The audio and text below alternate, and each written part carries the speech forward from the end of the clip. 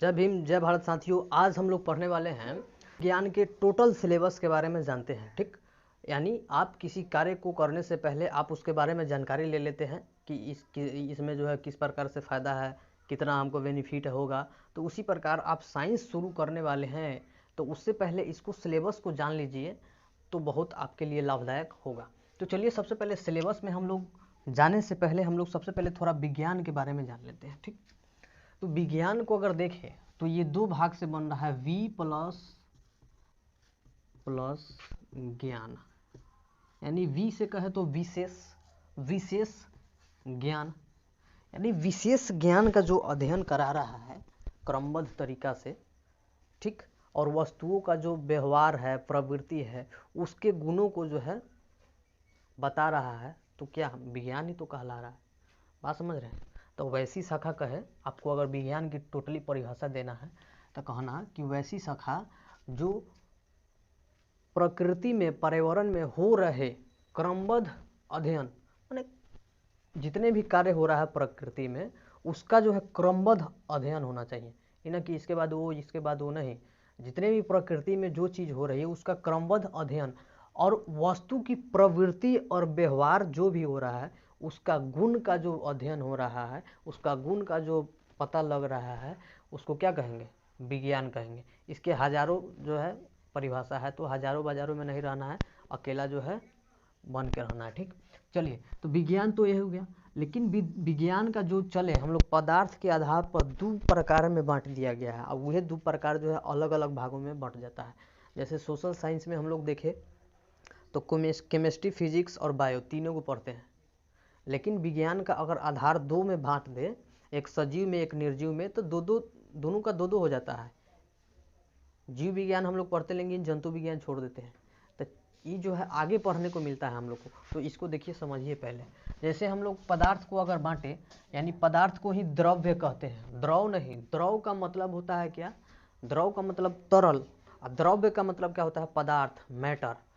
तो पदार्थ के अगर आधार देखें तो पदार्थ के आधार पर एक सजीव हो जाता है, एक जो होता है निर्जीव। तो सजीव में भी अगर दो प्रकार देखें तो एक जो है जीव विज्ञान और दूसरा जो है जंतु विज्ञान। तो जीव विज्ञान का जो जनक है वो जो है अरस्तु है, जबकि जंतु विज्ञान का जो जनक है वो थियोफ्रेस्टस है। उसी में अगर पदार्थ के हिसाब से दूसरा का आ जाए निर्जीव, तो निर्जीव जो है ये भी दो प्रकार है। निर्जीव के आधार पर जो है दो भागों में बुक को जो है बांट दिया है। तो एक हो जाता है भौतिक विज्ञान, एक हो जाता है रसायन विज्ञान। तब भौतिक विज्ञान का जनक जो है न्यूटन, आइंस्टीन, ये सब थे। ठीक, लेकिन अगर रसायन विज्ञान का जनक देखें तो लेवोजियर है। कौन? लेवोजियर है। ठीक, अब देखिए, ये तो हमारा जो है बंटवारा हो गया। विज्ञान के किस प्रकार से बंटवारा हुआ? दो प्रकार से बंटवारा हुआ है। पदार्थ के हिसाब से हम लोग बांटे हैं, एक निर्जीव एक सजीव। तो सजीव में क्या था? जीव विज्ञान और जंतु विज्ञान। और निर्जीव में क्या था? भौतिक शास्त्र और रसायन शास्त्र। अब देखिए, इसको थोड़ा देखते हैं, इसको देखते हैं। पदार्थ तो हम लोग समझ गए, द्रव नहीं, द्रव्य। द्रव मतलब हो गया एक तरल चीज। तो जैसे हम लोग कोई भी ठोस देखते हैं जिसका आकृति वगैरह, आयतन वगैरह ये सब निश्चित है, तो क्या है? पदार्थ है। समझ रहे हैं? पदार्थ है, ठोस है। वही अगर देखें हमारे आसपास ये सब दिख रहा है, ये सब पदार्थ है। जैसे हई भी एक पदार्थ है, ये जो ईटा उटा है ये सब पदार्थ है ना, बोर्ड पदार्थ है। तो सजीव मतलब जिसमें जीवन हो, और निर्जीव जिसमें जीवन न हो। ठीक, उसमें जीव शास्त्र और जंतु शास्त्र में देखें तो जीव शास्त्र और जंतु शास्त्र, इसमें जो है मनुष्य और वनस्पति के बारे में ये सब देखा जाता है। लेकिन जंतु शास्त्र में सिर्फ किसका? जंतु का, कच्ची का, जंतु का, जो वनीय जंतु है, घरेलू जंतु है, इसी के बारे में जो है जियोलॉजी जिसको हम लोग कहते हैं शायद, इसमें पढ़ते हैं। ठीक, अगला देखें हम लोग निर्जीव के हिसाब से भौतिक शास्त्र और रसायन शास्त्र। भौतिक शास्त्र मतलब जिसमें भौतिक चीज़ों के बारे में अध्ययन किया जाता है। ठीक, माने भौतिक चीज़ क्या मतलब? जो भौतिक चीज़ हो रहा है अभी फिलहाल, जैसे कागज़ फाड़ रहे हो तो ये भी तो एक भौतिक परिवर्तन ही, भौतिक प्रक्रिया है।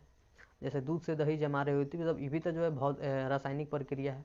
तो ये सब प्रक्रिया के बारे में हम लोग जो है पढ़ेंगे। ठीक, बात समझ रहे हैं? तो इसका परिभाषा अपन देख लीजिएगा, आई हो भी गया।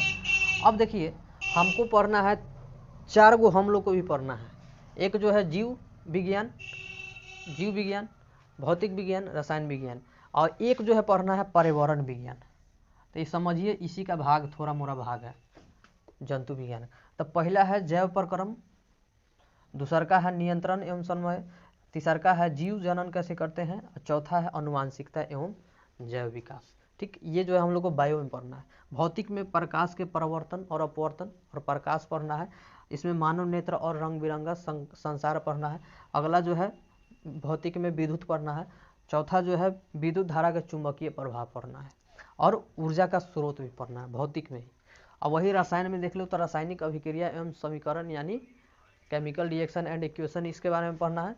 उसके बाद अम्ल एवं क्षार और लवण के बारे में पढ़ना है।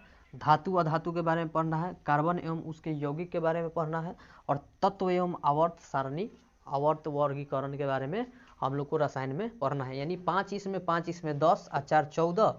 अब पर्यावरण में देख ले तो हमारा पर्यावरण और प्राकृतिक संसाधन का प्रबंधन, ये जो है 14 दो 16 को चैप्टर आपको विज्ञान में पढ़ना है। और 16 को चैप्टर में से आपको जो है 80 नंबर उठाना है, 80%, और 20 नंबर आपको प्रैक्टिकल मिलता है।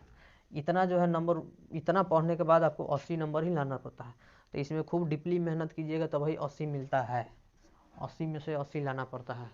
ठीक, तो इस सब पर जो है ध्यान देके, और आपको जो है short by short, one shot video आपको जो है प्लेलिस्ट में अपलोड कर दिया जा रहा है हर विषय का। आप उसमें जाइए देखिए, ठीक, और भरपूर जो है पढ़ाई कीजिए। Thank you.